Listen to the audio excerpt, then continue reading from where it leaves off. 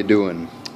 Just wanted to make a video here on my newest project. Well, not really newest project. It's been a while since I made a video.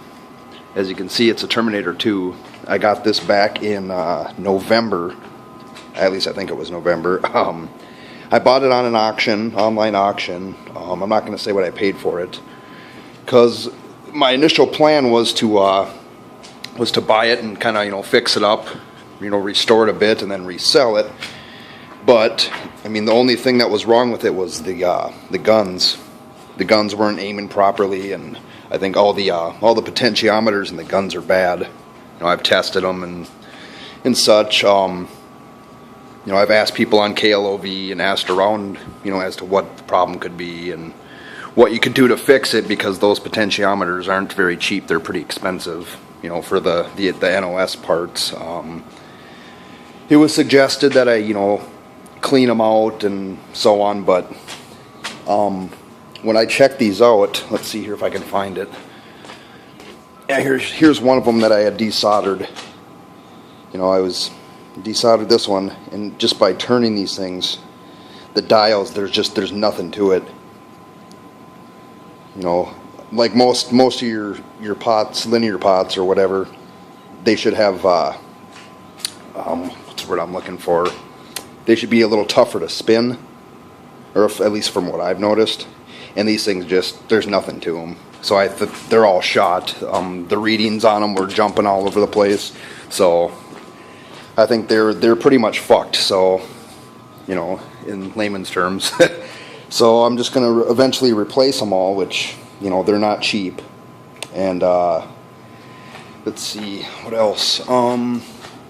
Yeah, the marquee on this thing, I don't know what the hell the person was thinking, whoever had this before, but when I took this out of here, it looked like they used just regular printer paper, and they printed 3 sections, one here, and then one over here, and then just kind of jammed them together. And so yeah, it's not an original by any means. What else? I had to buy some locks for it, which wasn't a big deal. What else here? Yeah, it had this lock bar here. It had that stupid lock bar across the coin door, like a lot of the machines had. So I'd have to fill in those holes, get some wood putty or whatever, sand it down. I took all the T-molding off.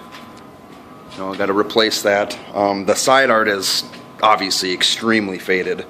There's not much I can do with that other than replacing it, which I don't necessarily want to do, because that's a shitload of money just for art. The control panel overlay, I'm going to replace that. This back glass here, or monitor glass, surprisingly was in great shape. You can't really see it too well. Don't got the best lighting down here in the basement. But yeah, there was hardly any scratches or anything on that. So I was pretty happy about that. Yeah, it came with the manual. As you can see, I've got all the guns torn apart and shit. And then the monitor on this, I wanted to show. The monitor itself here, hold on. It's a K7000, or a 7197, the model number.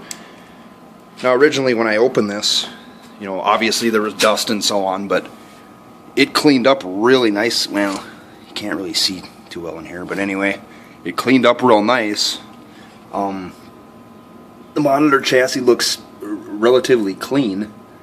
I don't know if these are the same, if the neck board is the same as there is a matching, a match for the monitor chassis here, because they look awfully different from each other. But let's see.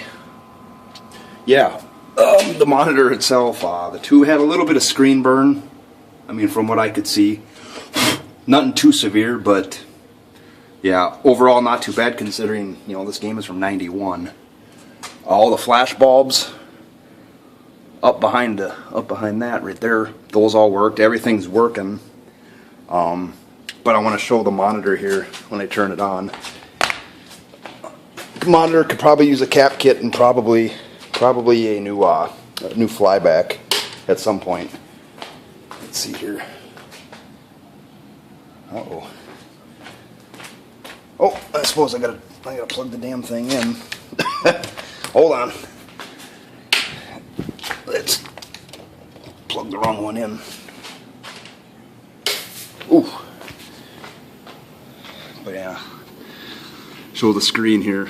It's starting to, as you can see, the colors are running, and yeah, colors are kind of smeared across the screen here.